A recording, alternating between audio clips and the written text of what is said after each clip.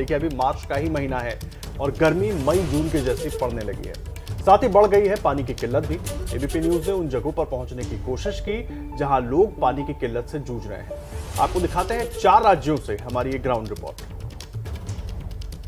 हमें हमारा हक चाहिए, पानी दो, पानी दो। हमें हमारा हक चाहिए, पानी दो, पानी दो। हमें हमारा हक चाहिए, हमें हमारा हक चाहिए। स्थानीय प्रशासन, पानी दो, पानी दो।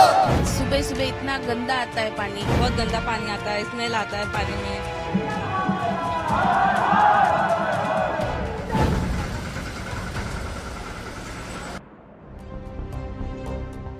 अभी गर्मी का दौर शुरू ही हुआ है कि देश के कई इलाकों में पानी का संकट विकराल रूप लेने लगा है। यह है राजस्थान के दौसा जिले का बांदीकुई इलाका। यहाँ लोगों के घरों में नल है लेकिन पानी नहीं है। 8 से 10 दिन में पानी की सप्लाई होती है लेकिन वो भी पीने के लायक नहीं। ऐसे में लोग टैंकर या बाजार से खरीदकर पानी पीने को मजबूर हैं। सार्वजनिक टंकी से पानी लेने के लिए महिलाओं को घंटों लाइन में लगना पड़ता है। मैं पहले क्या इसी बात पर पहले मुद्दा उठाया था साल भर पहले, तो पानी 3 दिन में आ जाया करता था और वो भी मीठा पानी आता था। लेकिन अब इन दिनों में क्या है, 8-8 दिन में पानी आ रहा है और खारा पानी आ रहा है, वो किसी काम का नहीं है। तो ये बताइए फिर पानी का जुगाड़ कैसे करते हैं आप अपने घरों पर?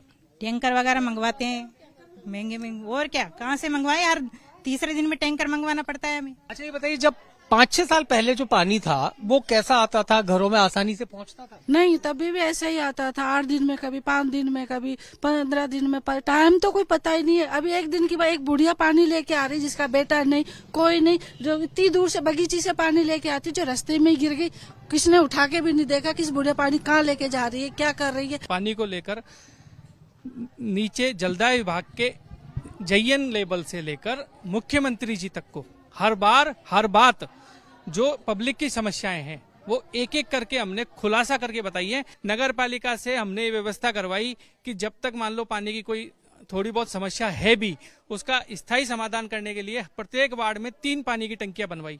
उन तीनों पानी की टंकियों में प्रतिदिन पानी भरना था, 1 टंकी रोज भरनी थी। आज कंडीशन ये है कि पिछले 2 महीने से ये टंकियां खाली पड़ी हुई हैं और जबकि ठेकेदार को, संवेदक को उसका पूरा भुगतान किया जा रहा है। मैं तो कहता हूं कि एसीबी से अगर मुख्यमंत्री जी इसकी जांच करवाएं तो करोड़ों का घोटाला निकलेगा। ऐसी ही कुछ कहानी है देश की आर्थिक राजधानी मुंबई की। यहाँ के कई इलाकों में तो पानी के टैंकर मंगाने के लिए 15,000 रुपए तक देने पड़ रहे हैं। हम मुंबई के घाटकोपर इलाके में हैं और घाटकोपर इलाके कि जिस जगह पर हम मौजूद हैं, यहाँ के घरों में 24 घंटे पानी सप्लाई है। लेकिन क्या वाकई यहाँ के लोगों को 24 घंटे साफ पीने का पानी मिलता है? यहाँ नजर घुमाने पर पता चलता है कि हर घर में 1 या 2 मोटर है। वजह यह है कि पानी का फ्लो काफी कम है। अगर मोटर ना रहे तो घर में पानी का स्टोरेज नहीं किया जा सकता और इंतजार रहता है कि नल में पानी आए ताकि घरों में पानी जतन करके रखा जा सके और फिर घर का काम किया जा सके। पहले 12 बजे आ जाता था, अभी 4 बजे तक पानी नहीं मिलता और पानी आता है तो इतनी गंदी स्मेल आती है कि अगर वो पानी पीने क्या, वॉशरूम वगैरह भी यूज नहीं करो, इतना गंदा पानी आता है। शुरुआत में पानी आता है तो पूरा गंदा पानी आता है। वो पानी को पहले तो हमें पी नहीं सकते, वो 10-15 बाल्टी तो हमको पहले गिराना पड़ता है, फिर उसके बाद में वो साफ पानी आता है। लेकिन इतना कम प्रेशर होता है कि हमें मोटर के थ्रू हमें अपने टांकी में चढ़ाना पड़ता है। अभी सोचो, एक घर से अगर 5 बाल्टी पानी वेस्ट हो रहा है, जो गंदा पानी आ रहा है, तो कितने मुंबई में कितने घर हो गए जहाँ से कितना बाल्टी पानी वेस्ट होता है, क्योंकि वो पीने लायक तो होता नहीं, ना कपड़े धो सकते, ना बर्तन धो सकते और ना ही उससे कोई वॉशरूम में यूज कर सकते। घाटकोपर में एबीपी न्यूज ने पड़ताल की तो पाया कि यहाँ पानी कुछ घंटों के लिए ही आता है। आता भी है तो अक्सर पानी गंदा होता है और पानी में दुर्गंध आती है। लोग ऐसे पानी का इस्तेमाल घरों में और खाना बनाने के लिए करें तो कैसे करें? इन सभी समस्याओं का कारण है लगातार घटता भूजल स्तर। बिहार के दरभंगा में पानी की सप्लाई बंद होने पर त्रस्त लोगों का गुस्सा फूट पड़ा है। हाथों में बाल्टी और प्रशासन विरोधी नारे लगाते हुए सड़क जाम कर दी। नगर निगम के कर्मचारियों को भी बंधक बनाया गया। वजह पानी बंद होने की, कहीं सुनवाई नहीं हो रही थी। अचानक बढ़ी गर्मी की समस्या और बढ़ गई है। 15 दिनों से एक बूंद पानी हम लोग के घर में नहीं आ रहा है। पूरा शहर पानी के लिए त्राहिमाम है, नहीं नहा सकते नहीं खा सकते, ऐसी स्थिति है। यहाँ नगर निगम वाले आए हैं, बोल रहे 1 सप्ताह बाद हम काम करेंगे। ये बताइए कैसे आदमी जिंदा रहेगा। हम लोग को पानी नहीं मिल रहा है 5 साल से। मेन पाइप नाली बनाया, तोड़ के फेंक दिया है, कभी पानी नहीं है। हम लोग पानी के लिए हाहाकार में बचे हुए हैं। गर्मी के इस स्टार्टिंग में ही इतना ज्यादा लोगों को पानी का दिक्कत का सामना करना पड़ रहा है, इससे दुर्दशा और दरभंगा की जनता के लिए और कुछ नहीं है। गुजरात के पालनपुर तालुका में मलाना झील का जलस्तर दिन पर दिन घटता जा रहा है। ये झील आसपास के लगभग 50 गांवों को पानी देती है। इसको भरने के लिए पिछले 3 सालों से मांग की जा रही है। स्थानीय निवासी लगातार रैली कर झील को बचाने की मांग कर रहे हैं, लेकिन प्रशासन सुन नहीं रहा। तो बात बिहार की कर लेते हैं। बिहार की सियासत में खेला हो गया है। जिस पार्टी के दम पर आरजेडी नीतीश की सरकार गिरने की कोशिश कर रही थी, बीजेपी ने उसका नामो निशान मिटा दिया है। देखिए हमारी ये खास रिपोर्ट। मेरी लड़ाई है कि संपूर्ण बिहार में पिछड़ा का बेटा, दलित का बेटा सब मिलकर राज करे। तेजस्वी का है कि मैं अकेले मुख्यमंत्री बनूं, बाकी कोई ना बने। तो जब तक उनके सोच में मेरे सोच में फर्क रहेगा, उस सोच हम लोग दूर रहेंगे। जिस रोज वो चाहेगा कि 2.5 साल का सीएम हम बनते हैं, 2.5 साल का सीएम निषाद का बेटा बने, उस रोज काम हो सकता है, एक साथ में हो सकते हैं। बिहार में विकासशील इंसान पार्टी के मुखिया मुकेश सहनी का ये सपना अब सपना ही रह जाएगा। नीतीश के मंत्रिमंडल में रहकर सरकार गिराने की धमकी देने वाले मुकेश सहनी के साथ बीजेपी ने ऐसा खेल किया कि इनके पैरों तले जमीन खिसक गई। बीजेपी ने एक झटके में ही वीआईपी के 3 विधायकों को तोड़कर पूरी पार्टी का ही खुद में विलय कर लिया। इसके साथ ही बीजेपी आरजेडी को पीछे छोड़ बिहार में सबसे बड़ी पार्टी बन गई है। आरजेडी के 75 की तुलना में अब बीजेपी के पास 77 विधायक है। वो आके खुद हम लोग क्या दरखास्त दिए कि हमें एनडीए में शामिल कर दिया जाए, और एक माननीय मुख्यमंत्री जी के साथ और जनता दल यूनाइटेड के साथ एक समझौता हुआ कि वीआईपी पार्टी को हम अपने 121 सीटों में हिस्सा देंगे। वीआईपी के 3 विधायक राजू सिंह, स्वर्णा सिंह और मिश्री लाल यादव ने बुधवार शाम विधानसभा अध्यक्ष विजय सिन्हा को बीजेपी के पक्ष में अपना समर्थन पत्र सौंपा और फिर बीजेपी दफ्तर पहुंचकर पार्टी की सदस्यता ली। इस मौके पर दोनों डिप्टी सीएम तारकेश्वर प्रसाद और रेणु देवी के साथ बीजेपी प्रदेश अध्यक्ष संजय जायसवाल मौजूद थे। भाई हमारे घर की बेटी घर में वापस है। हमारे यहाँ सब हमारे लोग थे, हमारा कोई अलग से नहीं कोई गया। हम एनडीए के लोग थे, वो भाजपा से चुनाव लड़े थे। इनके तो पंड्या जी के तो 2 पीढ़ी हमारे साथ थी, तो इसलिए अपने घर में आने में क्या है, हमें खुशी है। हमारे घर के बच्चे हमारे घर में है। साल 2020 में विधानसभा चुनाव से ठीक पहले मुकेश सहनी आरजेडी से गठबंधन तोड़ एनडीए के साथ आए थे। तब बीजेपी ने अपने कोटे से वीआईपी को चुनाव लड़ने के लिए 11 सीटें दी थी। इनमें से 4 विधायकों को जीत मिली थी। इसलिए बीजेपी इस दल बदल को घर वापसी कह रही है। भारतीय जनता पार्टी के ये तीनों सदस्य क्या नहीं थे? आप बताइए कि जिस दिन उन्होंने नॉमिनेशन भरा, क्या उन्होंने इस्तीफा दिया था? क्या ये तीनों भाजपा के सदस्य नहीं थे? भाजपा से चुनाव लड़े प्रत्याशी नहीं थे? भाजपा के साथ जुड़े हुए क्या ये नहीं थे? अब बड़ा सवाल ये है कि वीआईपी सुप्रीमो मुकेश सहनी का क्या होगा। सहनी का एमएलसी का कार्यकाल 21 जुलाई को खत्म हो रहा है, लेकिन उससे पहले ही बीजेपी ने जो चाल चली है उससे इनका मंत्री बने रहना भी मुश्किल हो गया है। मुकेश सहनी ने एबीपी न्यूज से बातचीत में कहा, मंत्रिमंडल में रहना या हटाना मुख्यमंत्री का विशेषाधिकार है। हम संघर्ष करेंगे। बीजेपी ने जेडीयू के भी 6 विधायकों को तोड़ा था। हमारे 4 गए हैं तो 40 जीतेंगे। बिहार विधानसभा में बहुमत के लिए 122 विधायकों का समर्थन जरूरी है। अब एनडीए के पास 127 विधायक हो गए हैं। ऐसे में अगर एचएएम के जीतन राम मांझी और एक निर्दलीय विधायक भी समर्थन वापस ले लेते हैं तो सरकार की सेहत पर कोई असर नहीं पड़ेगा। ये उन लोगों को भी सख्त संदेश है जो सरकार को ब्लैकमेल कर रहे थे। और ये विवाद पूरी तरीके से वीआईपी और भारतीय जनता पार्टी का आंतरिक विवाद है। इससे एनडीए में शामिल किसी राजनीतिक दल को कोई लेना देना नहीं है।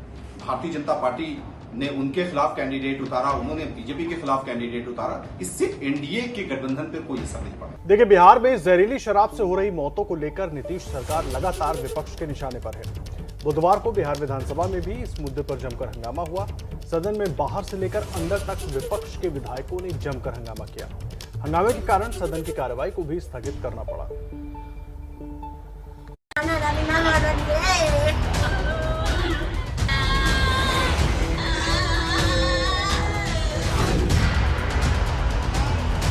मैं सुशासन बाबू हूँ, मैं अंधा हो गया हूँ, मुझे कुछ नहीं दिख रहा है।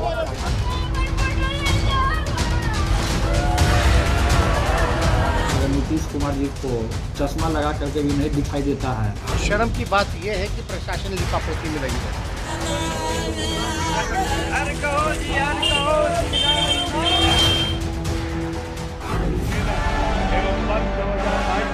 हंगामे की ये तस्वीरें बिहार विधानसभा की हैं, जहां होली में जहरीली शराब पीने से हुई मौतों को लेकर विपक्ष ने सदन के अंदर और बाहर जमकर प्रदर्शन किया। माननीय सदस्यगण, अब शांत सुनिए। नकली शराब बेचने वाली सरकार, हाय हाय। पोस्टर बैनर लेकर पहुंचे आरजेडी के विधायकों ने जमकर नारेबाजी की और पीड़ित परिवारों को मुआवजा देने की मांग की। इस दौरान महुआ से आरजेडी विधायक मुकेश रोशन आंखों पर काली पट्टी बांधकर विधानसभा पहुंचे। इन्होंने तंज भरे लहजे में बिहार की नीतीश सरकार पर हमला बोला। वहीं बांका से आरजेडी विधायक भूदेव चौधरी ने शराबबंदी को लेकर नीतीश कुमार पर नाटक करने का आरोप लगाया। मैं सुशासन बाबू हूँ, मैं अंधा हो गया हूँ, मुझे कुछ नहीं दिख रहा है। बिल्कुल देखिए, जहरीली शराब से मौत हुआ है और सरकार जो है आंख पे अपना पट्टी लगा करके और सोई हुई है, उनको कुछ नहीं दिख रहा है। दोषी पदाधिकारी पर आज तक कार्रवाई नहीं हो रहा है कहीं भी। पुलिस के देखरेख में, सत्ता के संरक्षण में पूरे बिहार में अवैध शराब का कारोबार हो रहा है। एकदम स्पष्ट है। मैं तो उस जिला से बिलोंग करता हूं और मुझे जो जानकारी मिली है, वहां परिवार के सारे लोगों का कहना है कि शराब पीने से इसकी मौत हुई है, लेकिन पता नहीं सरकार के कानों पर जू तक क्यों नहीं रेंगती है। वहां के प्रशासनिक पदाधिकारी, पुलिस पदाधिकारी इस मामले को दबाना चाहती है। इसलिए यह तो स्पष्ट हो गया है कि सरकार की शराबबंदी बिल्कुल फेल है और निश्चित तौर पर इसके चलते जवान लड़कों की मौत हो रही है। जहरीली शराब पर नेता प्रतिपक्ष तेजस्वी यादव ने भी नीतीश सरकार को निशाने पर लिया। वहीं तेजस्वी के बड़े भाई तेज प्रताप ने कहा, नीतीश कुमार को चश्मा पहनकर भी दिखाई नहीं पड़ता, लोग खुले में शराब पीते हैं। सुशासन का जो लोग दावा ठोकते हैं, पीठ थपथपाते हैं अपना, ये उसका पोल खोलने का काम करता है। और शर्म की बात यह है कि प्रशासन लिपापोती में लगी रहती है। गलत जांच, गलत रिपोर्ट। मौत किसी और कारण होता, पोस्टमार्टम क्यों नहीं होता? फिर पोस्टमार्टम होगा, पता चल जाएगा। 1000 लोग मर रहा है शराब पी करके। और जहरीला शराब, कुछ दिन पहले हमने भी अपने आईडी से एक वीडियो पोस्ट किया था, जहां अपना खटाल है, वहां पे आप अभी शाम में चली तो अगर नीतीश कुमार जी को चश्मा लगा करके भी नहीं दिखाई देता है तो उनको आप हमारे साथ चलिए, हम आपको दिखाते हैं कि कहाँ सड़क पर लोग गिरा हुआ शराब जहरीला पी करके। आपको बता दें कि होली से अब तक बिहार के भागलपुर, बांका, सिवान, माधेपुरा में संदिग्ध परिस्थितियों में 40 से ज्यादा लोगों की मौत हो चुकी है। पुलिस इसे बीमारी से हुई मौत बता रही है, लेकिन परिजन जहरीली शराब से अपनों की जान जाने का दावा कर रहे हैं। और अब बात चारा घोटाले में सजा काट रहे लालू यादव की कर लेते हैं, जिन पर नया विवाद हो गया है। ये विवाद है एम्स में एडमिट करने को लेकर। क्या है पूरा मामला, इस रिपोर्ट में देखिए। पहले लालू यादव को एम्स की ना, फिर एम्स ने लालू यादव को कहा हाँ, और इसी हाँ ना के चक्कर में शुरू हो गई सियासत। मंगलवार को तबीयत बिगड़ने पर आरजेडी प्रमुख लालू यादव को रांची के रिम्स से दिल्ली के एम्स भेजा गया था।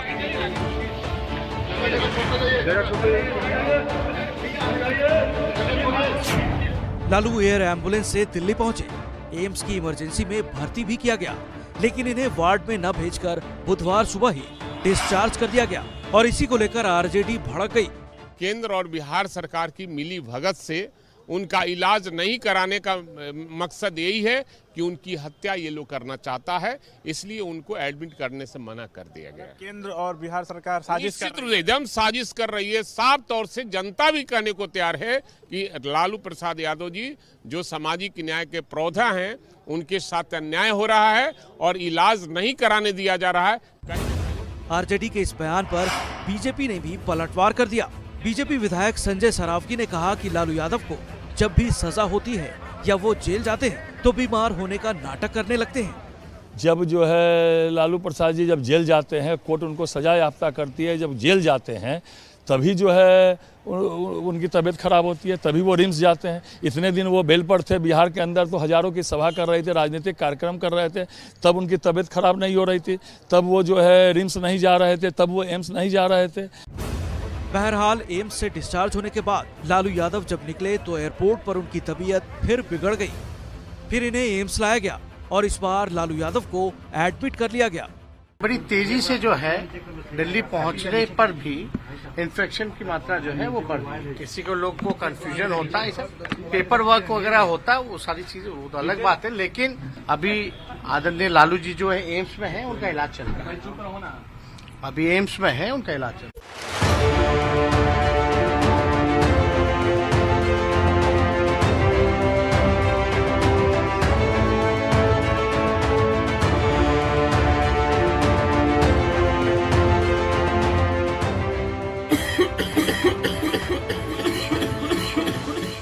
देश की राजधानी दिल्ली अब दुनिया की सबसे प्रदूषित राजधानी बन चुकी है। विश्व स्वास्थ्य संगठन के ताजा सर्वे में ये सामने आया है कि दिल्ली में हवा जितनी खराब है उतनी दुनिया की किसी राजधानी में नहीं। इसका मतलब ये है कि दिल्ली का प्रदूषण अब सिर्फ कुछ महीनों की परेशानी नहीं है, बल्कि यहाँ रहने वाले लोग लगभग पूरे साल जहरीली सांस लेते हैं।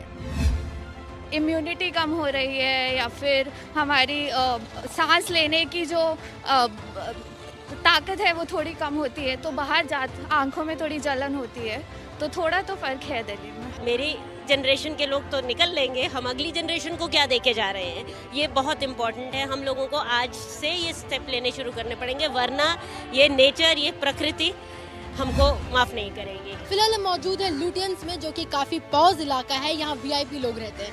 मेरे बगल में आप एक पेड़ देख सकते हैं जो कि रोड से काफी दूर है। आप पेड़ की जरा हालात देखिए, ये धूल का एक लेयर, एक मोटी सी चादर जमी हुई इसमें। आप देख सकते हैं कि ये हाल एक पेड़ का है, और ना केवल इस पेड़ का बल्कि यहाँ तमाम जो आसपास आप देखें जितनी भी पेड़ है या जितने तमाम आसपास के इलाके हैं, यहाँ सभी पेड़ों सभी जगहों का ये हाल है कि एक मोटी चादर जमी हुई है धूल की। चौंकाने वाली बात तो ये कि दिल्ली का ये हाल तब है जब यहाँ प्रदूषण कम करने के नाम पर हर साल बड़ी बड़ी घोषणाएं की जाती हैं। दिल्ली सरकार ने स्मॉग टावर बनाने से लेकर रेड लाइट ऑन गाड़ी ऑफ जैसे अभियान चलाए। सर्दियों में प्रदूषण बढ़ने पर तमाम गतिविधियों पर रोक लगा दी जाती है। यही नहीं, बीते 2 सालों में कोरोना के वक्त लगे लॉकडाउन के कारण गाड़ियों से होने वाला प्रदूषण भी कम हुआ। फिर भी दिल्ली का ये हाल क्यों है?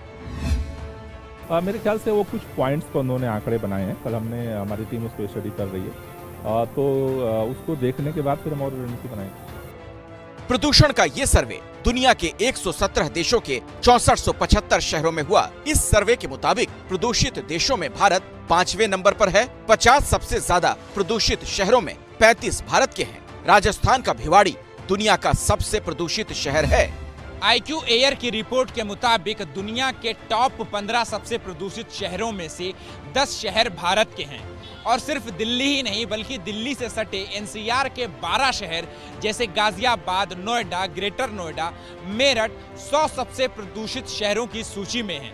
वहीं अगर टॉप 5 सबसे प्रदूषित शहरों की बात करें तो इसमें एक शहर का नाम आता है जो बेहद चौंकाने वाला है, वो है यूपी का जौनपुर।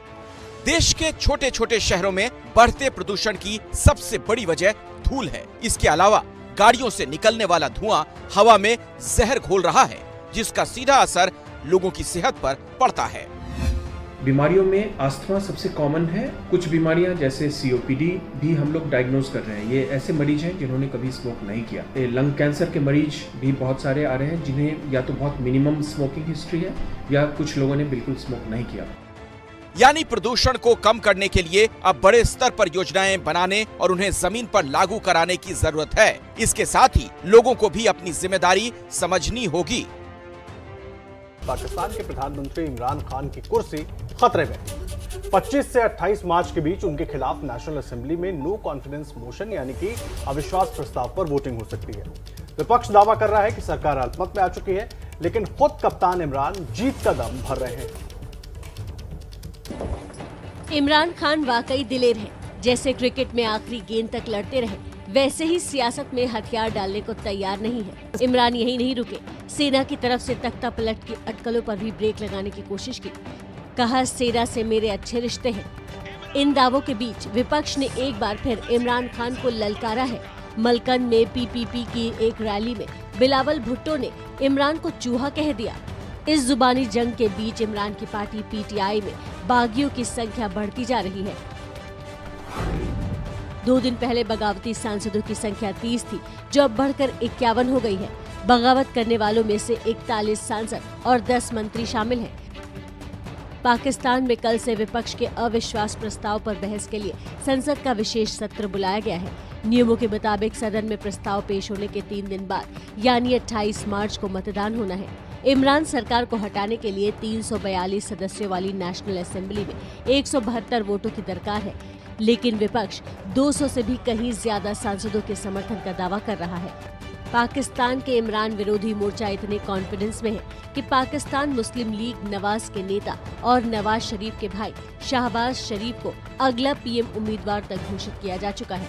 यही नहीं, इमरान सरकार के खिलाफ लाहौर से शुरू होने वाला लॉन्ग मार्च भी 2 दिन के लिए टाल दिया गया है। लेकिन इमरान को अब भी कमबैक का भरोसा है, इसलिए साम दाम दंड भेद सबका इस्तेमाल कर रहे हैं। पर इसका नतीजा क्या निकलता है, इसका तभी पता चलेगा जब संसद में वोटिंग होगी। 1 महीने बीत जाने के बाद भी रूस यूक्रेन को झुका नहीं पाया है। ऊपर से यूएनएससी में मिली हार ने भी अब रशिया का मनोबल तोड़ दिया है।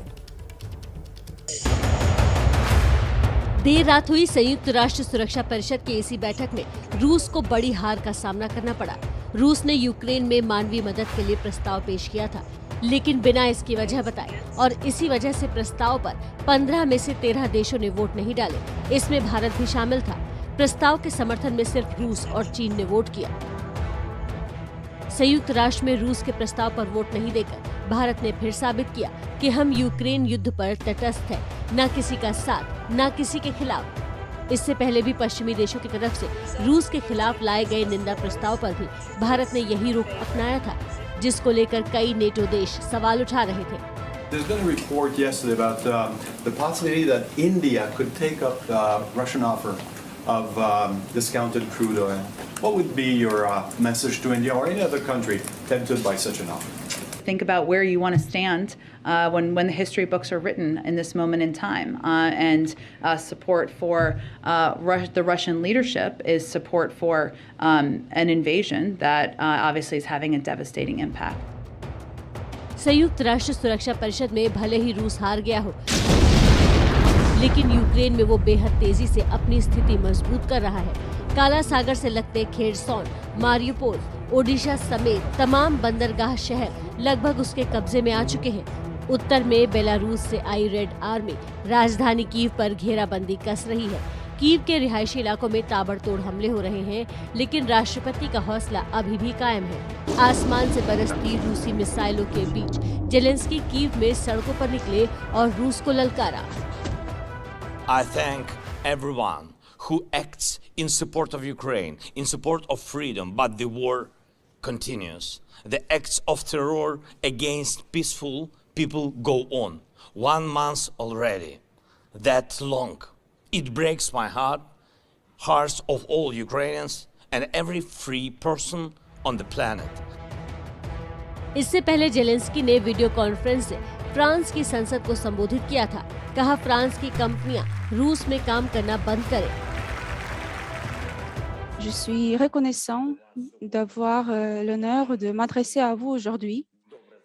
Je suis sûr que vous savez très bien ce qui se passe en Ukraine. Vous savez pourquoi cela se produit et vous savez qui est coupable. et même ceux qui cachent la tête dans le sable et essaient de trouver de l'argent en Russie. Et je m'adresse à vous, aux gens honnêtes. Zelensky की गुहार के बीच Putin का गुस्सा और भड़कता जा रहा है, क्योंकि युद्ध के 29वें दिन भी जीत दूर दूर तक नजर नहीं आ रही है। रूस की बमबारी से यूक्रेन के चेरनीहिव का क्या हाल हुआ है, उसकी तस्वीरें देख लीजिए। ये वीडियो खुद वहाँ के मेयर ने रिकॉर्ड किया है। पिछले 29 दिन से जारी इस खूनी युद्ध की वजह से अब तक दोनों तरफ से हजारों जानें जा चुकी हैं। 50 लाख से ज्यादा लोग यूक्रेन छोड़कर भाग चुके हैं। उनके सामने भी अब भूखे मरने की नौबत है। और अब बात उत्तर प्रदेश की। देखिए, योगी आदित्यनाथ के दोबारा शपथ ग्रहण से पहले हमारी महाकवरेज लगातार जारी है। यूपी में योगी की ताजपोशी की तैयारियां पूरे जोरों पर है। सत्ता में दोबारा आने के इस मौके को बीजेपी भरपूर तरीके से भुनाना चाहती है। यह ऐतिहासिक जीत दुनिया को जताना चाहती है। इसलिए राजनीति से लेकर उद्योगपति तक, साधु संतों से लेकर आम जन तक सबको शपथ ग्रहण समारोह में आने का न्योता भेजा गया है। उधर लखनऊ में आयोजन की तैयारियां जारी हैं, तो मंत्रिमंडल पर मंत्रणा कल देर रात तक चलती रही।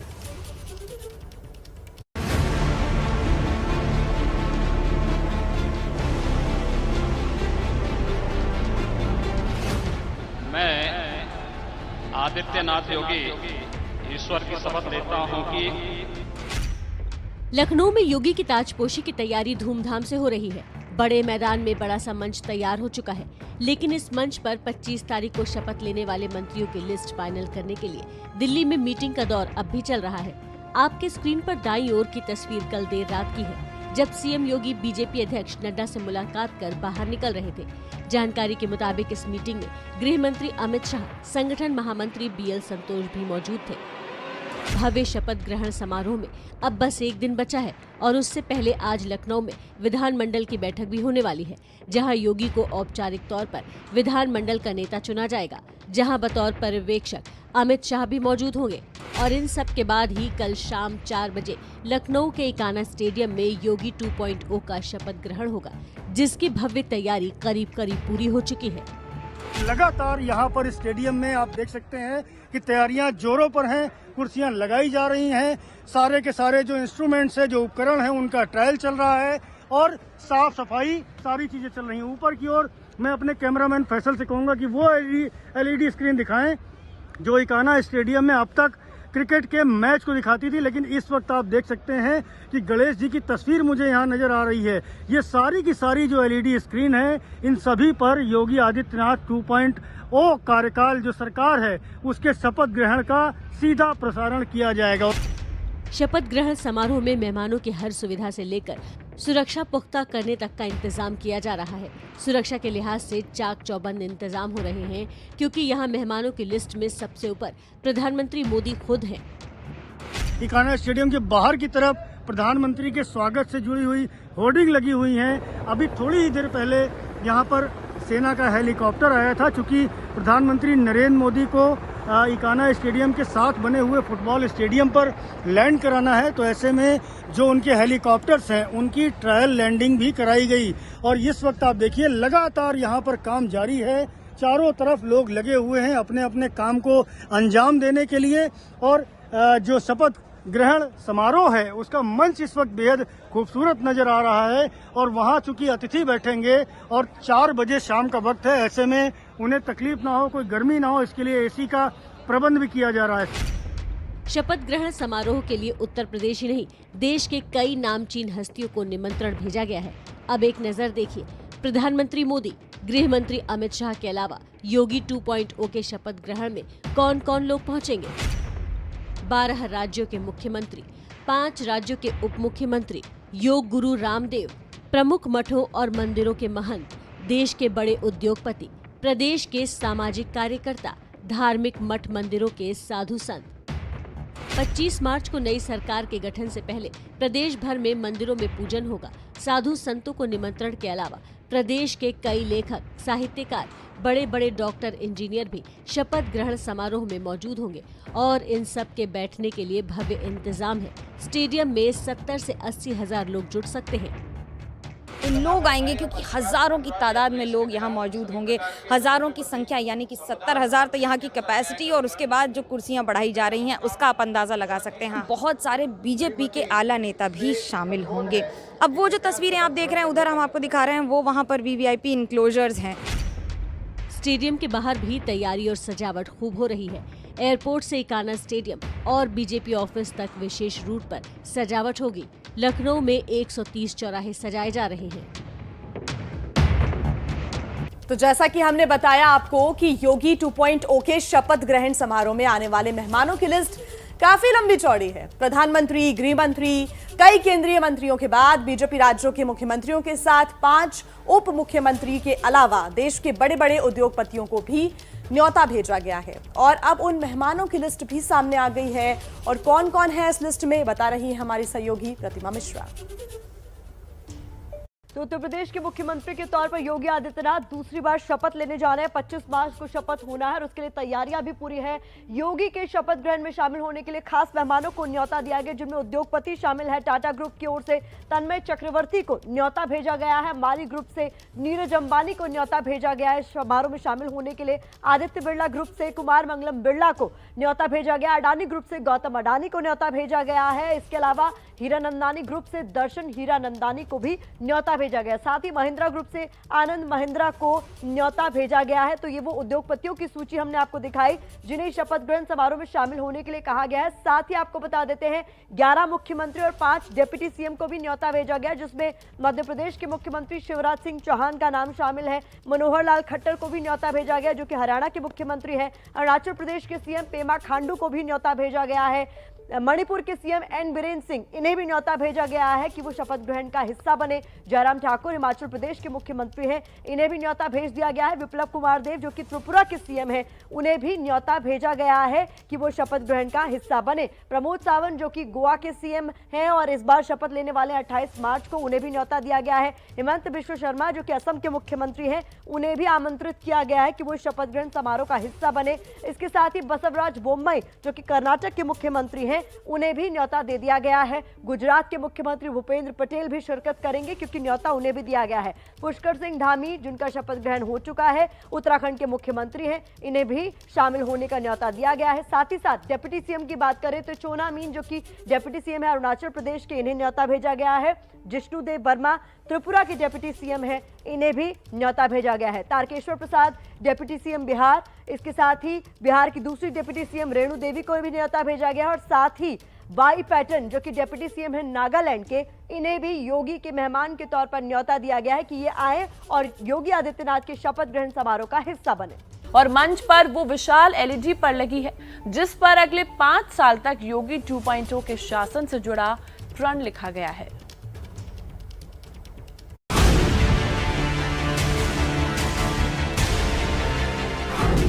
यूपी में आने वाली नई सरकार का नया प्रण है अगले 5 सालों में नए भारत का उत्तर प्रदेश बनाने का।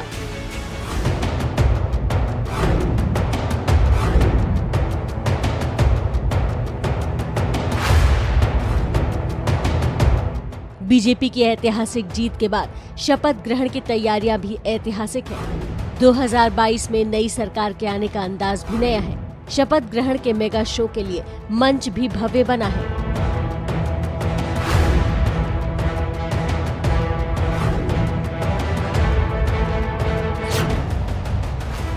और सबसे खास इस बड़े मंच पर लगाई गई ये बड़ी सी एलईडी स्क्रीन, जिस पर बीजेपी ये प्रण कर रही है कि अगले 5 साल तक यूपी का शासन कैसा चलेगा।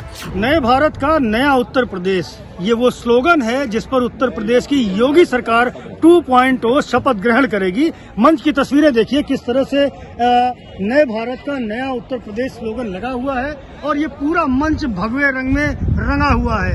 ऊपर की वो जो एलईडी स्क्रीन लगी है उस पर लगातार यही स्लोगन चल रहा है, हम निकल पड़े हैं प्रण करके नए भारत का नया उत्तर प्रदेश बनाने को। शपथ राष्ट्रवाद की, सुशासन की, सुरक्षा की और विकास की। तो ये वो मंच है जहां पर देश के प्रधानमंत्री नरेंद्र मोदी के साथ साथ कई बड़े अतिथि मौजूद होंगे उस वक्त जब उत्तर प्रदेश के मुख्यमंत्री योगी आदित्यनाथ लेंगे अपने दूसरे कार्यकाल की शपथ। मंच विशाल है, इस पर बैठने वाले वीआईपी मेहमानों के लिए कुर्सियों की लंबी कतार है।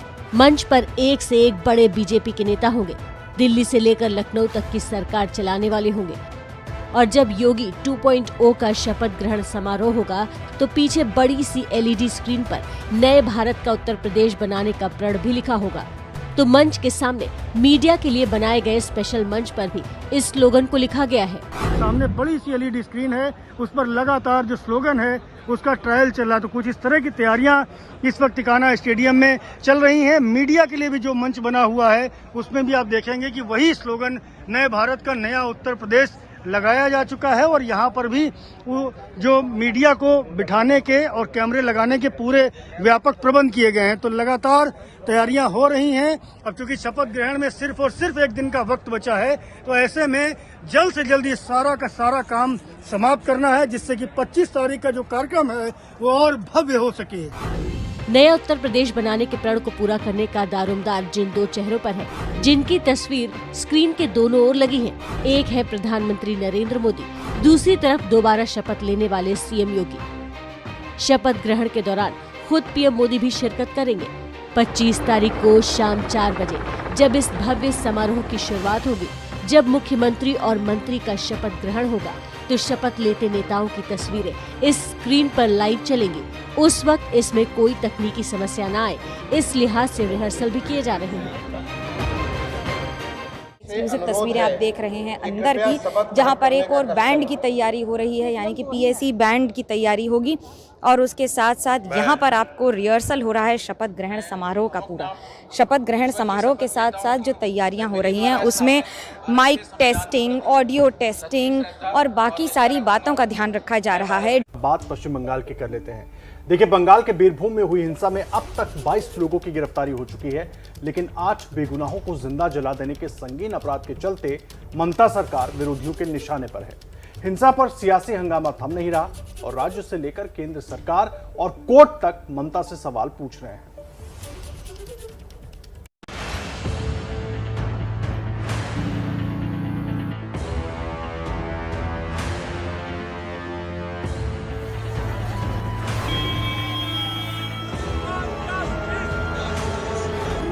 उत्तर प्रदेश, बिहार, राजस्थान, मध्य प्रदेश, उत्तर प्रदेश है, गुजराते है। बंगाल के बीरभूमि में जो दर्दनाक घटना घटी, उसने बंगाल से लेकर दिल्ली तक की राजनीति गरमा दी है। और जहां 8 लोगों को जिंदा जला देने का अपराध हुआ है, पार्टियों के बीच वहां पहुंचकर राजनीतिक रोटियां सेकने की होड़ भी लगी है। ममता बनर्जी आज खुद बीरभूमि का दौरा करेंगे। कांग्रेस नेता अधीर रंजन चौधरी भी बीरभूमि जाएंगे, तो बीजेपी का प्रतिनिधि मंडल भी बीरभूमि का दौरा करेगा। कल शुभेंदु अधिकारी की अगुवाई में राज्य बीजेपी के प्रतिनिधि मंडल को घटनास्थल तक पहुंचने की इजाजत नहीं मिली थी। घटना, इसको निंदा करने की कोई भाषा नहीं है। सब में बीजेपी का भूत उसकी दिमाग में चढ़ रही है। ये उत्तर प्रदेश का चुनाव जीतने का बात है, उसका दिमाग थोड़ा डिस्टर्ब हो गया। इसके बाद शुभेंदु अधिकारी रामपुर हाट के हॉस्पिटल पहुंचे, जहां इस नरसंहार के शिकार हुए घायलों से मुलाकात की।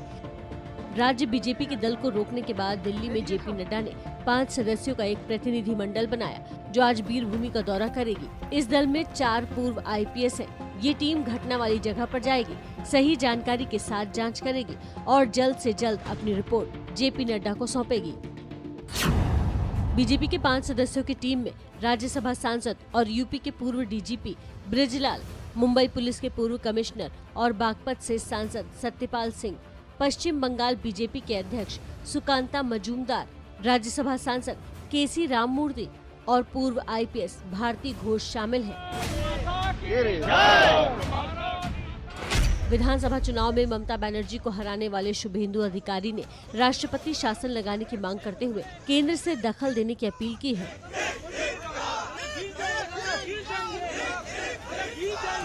केंद्र सरकार ने भी मामले को गंभीरता से लिया है।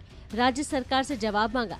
नतीजा कि TMC का एक प्रतिनिधि मंडल आज दिल्ली में सुबह 11:15 बजे संसद भवन में गृह मंत्री अमित शाह से मुलाकात करेगा। সরকারটা আমাদের, আমরা কি কখনো চাই কেউ খুন হোক? এরা যারা সরকারে থাকে না, সরকারকে ব্যতিব্যস্ত করবার জন্য এই চক্রান্তগুলো করে আমাদের বিরুদ্ধে, যাতে আমাদের বদনাম হয়। যারা ঘটনা ঘটিয়েছে তারা কেউ ছাড় পাবে না। আগামীকাল আমি নিজেও যাব। तो प्रधानमंत्री मोदी ने भी घटना पर दुख जताया है। पश्चिम बंगाल के वीरभूम में हुई हिंसक वारदात पर दुख व्यक्त करता हूं। मैं आशा करता हूं कि राज्य सरकार बंगाल की महान धरती पर ऐसा जघन्य पाप करने वालों को जरूर सजा दिलवाएगी। बीजेपी कांग्रेस के साथ साथ लेफ्ट भी ममता सरकार को घेरने में जुटी है। तो उधर हाईकोर्ट ने भी इस गंभीर मामले का संज्ञान लेते हुए ममता सरकार से आज दोपहर 2 बजे तक स्टेटस रिपोर्ट मांगी है। हाईकोर्ट ने घटनास्थल के 24 घंटे सीसीटीवी की निगरानी करने का निर्देश भी दिया है। महाराष्ट्र में छापों की वजह से राजनीति गर्म है, जहां बीजेपी नेता मोहित कंबोज ने ठाकरे सरकार पर बदले की राजनीति करने का आरोप लगाया, तो वहीं संजय राउत ने पीएम मोदी की तुलना की है पुतिन से। पूरा मामला क्या है, आइए दिखाते हैं आपको। बुधवार को बीजेपी नेता मोहित कंबोज के खार स्थित घर पर बीएमसी अधिकारियों ने करीब 4 घंटे तक जांच पड़ताल की, जिसे बीजेपी ठाकरे सरकार की बदले की कार्रवाई मान रही है। ये सरकार अपनी फ्रस्ट्रेट हो चुकी है। ये सरकार के पास कुछ भी अच्छे काम गिनाने को नहीं है। इसके लिए वो भारतीय जनता पार्टी को कैसे घर में क्या बाथरूम किधर बनाया, घर में मंदिर किधर रखा, मूर्ति किधर रखी, बेड की दिशा साउथ है क्या, नॉर्थ है क्या, वास्तु का काम कर रहे हो क्या? और अभी बेचारे ये मशीनरी को अधिकारियों का दुरुपयोग कर ये ठाकरे सरकार भारतीय जनता पार्टी पे प्रेशराइज करने का काम कर रही है। दरअसल इसके एक दिन पहले 22 मार्च को मुख्यमंत्री उद्धव ठाकरे के साले श्रीधर पाटरकर के कई ठिकाने पर ईडी ने छापे मारे थे, जिसमें लगभग 6.5 करोड़ की संपत्ति जब्त की गई थी और 11 फ्लैट सील किए गए थे। इसमें नागपुर में एक कार्यक्रम में बोलते हुए शिवसेना नेता संजय राउत ने पीएम मोदी की तुलना पुतिन से कर दी। दिल्लीमध्ये पुतिन बसलेले आणि आमच्यावरती मिसाईल सोडतायत। ईडी असेल, सीबीआय असेल, इन्कम टॅक्स असेल, बॉम्ब सोडतायत, मिसाईल सोडतायत। त्यातून आम्ही वाचलेलो, रोज एक मिसाईल येते, आम्ही ते वाचतो। जिसके बाद मुंबई पुलिस की आर्थिक अपराध शाखा ने कथित भूमि घोटाले के सिलसिले में बीजेपी नेता किरीट सोमैया के बेटे नील सोमैया की जांच पड़ताल की और 7 लोगों के बयान दर्ज किए। उसके बाद अब मोहित कंबोज के घर पर बीएमसी अधिकारियों ने छापा मारा है। इन दोनों कार्रवाई को बीजेपी ठाकरे सरकार की बदले की राजनीति कह रही है। बात कर लेते हैं राजस्थान की राजनीति के, जिसके 2 बड़े नामों के बीच लगातार शीत युद्ध चल रहा है और ये बड़े नाम हैं कांग्रेस के सचिन पायलट और सीएम अशोक गहलोत के। हाल ही में सचिन पायलट ने एक बयान देकर कांग्रेसी खेमे के अंदर की तनातनी को उजागर कर दिया है। पूरा मामला क्या है, इस रिपोर्ट में आपको बताते हैं। 9 मार्च को मुख्यमंत्री अशोक गहलोत का बयान। यूपीए के दूसरे कार्यकाल में पायलट को मंत्री बनवाने के लिए मैंने सिफारिश की थी और अब इस पर सचिन पायलट का जवाब। वैभव गहलोत को लोकसभा टिकट दिलवाने के लिए मैंने पैरवी की थी। यानी राजस्थान कांग्रेस का झगड़ा फिर जमीन पर आ गया है। फिर आमने सामने आ गए हैं सचिन पायलट और सीएम अशोक गहलोत। पॉलिटिक्स में ज्यादातर ये लोगों की सोच हो जाती है अनफॉर्चुनेटली कि हम अपने पद पे कुर्सी पे कैसे बने रहें, और ये हर प्रोफेशन में होता है, लेकिन राजनीति में ज़्यादा होता है। तो मुझे लगा कि जो लोग इनसिक्योर रहते हैं या असुरक्षित रहते हैं, वो फिर ना ढंग से काम कर पाते हैं और ना वो अपने से जो साथ काम करने वालों को खुले दिल से साथ ले पाते हैं। सचिन जिस वैभव का जिक्र कर रहे हैं वो अशोक गहलोत के बेटे हैं। वैभव 2019 में जोधपुर से लोकसभा चुनाव लड़े थे, लेकिन हार गए। तब अशोक गहलोत ने इसके लिए सचिन पायलट को जिम्मेदार ठहराया था। उस वक्त तो सचिन चुप रहे, लेकिन बुधवार को जयपुर के महारानी कॉलेज में आयोजित एक कार्यक्रम में सचिन पायलट ने सारा पुराना हिसाब बराबर कर दिया।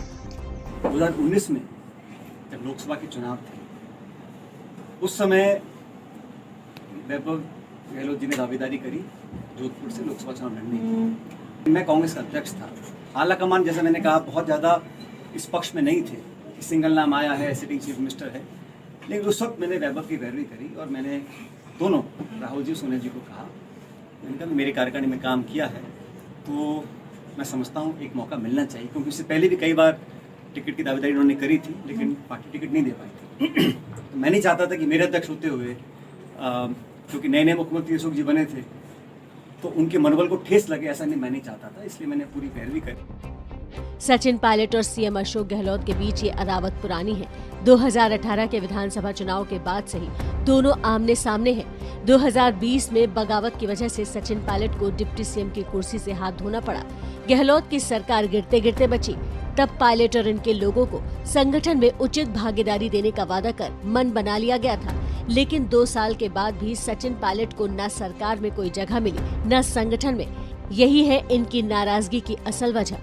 कहा जा रहा है कि अगर अगले साल होने वाले विधानसभा चुनाव से पहले पार्टी ने अशोक गहलोत और पायलट के बीच ये झगड़ा नहीं सुलझाया तो राजस्थान में भी कांग्रेस का वही हाल हो सकता है जो पंजाब में हुआ। बात उत्तर प्रदेश की करें तो उत्तर प्रदेश में बुलडोजर बाबा की छवि से योगी आदित्यनाथ को विधानसभा चुनाव में मिली सफलता के बाद मध्य प्रदेश में भी बुलडोजर ने एंट्री ले ली है। ऐसा लग रहा है शिवराज सिंह 2023 की तैयारी बुलडोजर के साथ ही करना चाहते हैं। लाइन से खड़े बुलडोजर, उस पर लगे बीजेपी के झंडे और बड़े बड़े होर्डिंग्स पर छपा बुलडोजर मामा। मध्य प्रदेश में शिवराज सिंह चौहान के चौथे कार्यकाल के 2 साल पूरे हुए हैं और इस 2 साल में उनको एक नई इमेज दी गई है बुलडोजर मामा की। आप देख सकते हैं कि यहाँ पे शिवराज सिंह चौहान का स्वागत करने के लिए बुलडोजर लगे। मध्य प्रदेश के भोपाल से आई ये तस्वीरें बता रही हैं कि यूपी में बुलडोजर बाबा की कामयाबी को देखकर मध्य प्रदेश के मुख्यमंत्री शिवराज सिंह भी बुलडोजर वाले मामा बनने की तरफ कदम बढ़ा चुके हैं और 2023 में इसी छवि के सहारे फिर से सत्ता की चाबी पाना चाहते हैं। पार्टी के नेता और विधायक भी शिवराज के इस छवि को गढ़ने के लिए जी जान से जमीन पर उतर चुके हैं। तो पर बुलडोजर चलने से मामा का बुलडोजर नहीं रुकेगा और इसलिए जो बहन बेटियों को बुरी नजर से देखेगा मामा का बुलडोजर उन पर चलेगा चलेगा चलेगा। कोई भी माफिया बलात्कारी मामा के राज में बचेगा नहीं, बल्कि मामा का बुलडोजर उनके घर पर चलेगा, दुकान पर चलेगा और उनके मंसूबे भी कुचलेगा। शिवराज की बुलडोजर वाली छवि को चमकाने पर कैसे काम शुरू हुआ, इसका पिछले दिनों हुए एक्शन से साफ साफ पता चलता है। सबसे पहले एमपी के सिवनी में सामूहिक दुष्कर्म की घटना में पुलिस 5 आरोपियों को गिरफ्तार करती है और उसके कुछ देर बाद ही पुलिस और राजस्व विभाग के लोग उनके घरों को बुलडोजर से तोड़ देते हैं। सिवनी के एसपी बयान देते हैं, महिला अपराध में शामिल अपराधियों को कठोर संदेश देने के लिए ये पूरी कार्रवाई की गई है। ये मैसेज देना समाज में जरूरी है कि जो महिलाओं और बच्चियों के साथ ऐसी घटनाएं करेंगे उनको किसी भी तरीके से बख्शा नहीं जाएगा और बिल्कुल कुचल दिया जाएगा। 22 मार्च को रायसेन में एक सभा को संबोधित करते हुए मुख्यमंत्री कमलनाथ पर हमला बोलते हुए शिवराज बुलडोजर का जिक्र करते हैं। गुंडे और बदमाश ये ना समझ ले कि कांग्रेस और कमलनाथ की सरकार ये मामा का राज है, गड़बड़ करी तो छोड़ूंगा नहीं। और ये ट्वीट करने वाले जितने चिल्लाते रहे, गरीब की मौत पे भी राजनीति करते रहे, लेकिन मामा का बुलडोजर चला है, अब रुकेगा नहीं जब तक बदमाशों को दफन नहीं कर देगा। और अगले ही दिन 23 मार्च को शिवराज सिंह जब भोपाल पहुंचते हैं तो वहां उनके स्वागत में बुलडोजर खड़ा होता है। जो जुर्रत करेंगे कानून और व्यवस्था से खेलने की, जो गरीबों को कुचलने का प्रयास करेंगे और जो माँ बहन बेटी की तरफ गलत नजर से देखेंगे वो छोड़े नहीं जाएंगे। कानून सजा देगा लेकिन बुलडोजर भी चलेगा, जमींदोज कर दिए जाएंगे। इन सारे घटनाक्रम को देखकर तो यही लगता है कि शिवराज 2023 की तैयारी बुलडोजर के साथ करना चाह रहे हैं। इन्हें लग रहा है जो प्यार यूपी की जनता ने योगी आदित्यनाथ को दिया है वही प्यार उन्हें एमपी की जनता भी देगी। अब ये प्रयोग कितना सफल होगा और कितने विवाद पैदा करेगा, ये देखना दिलचस्प होगा।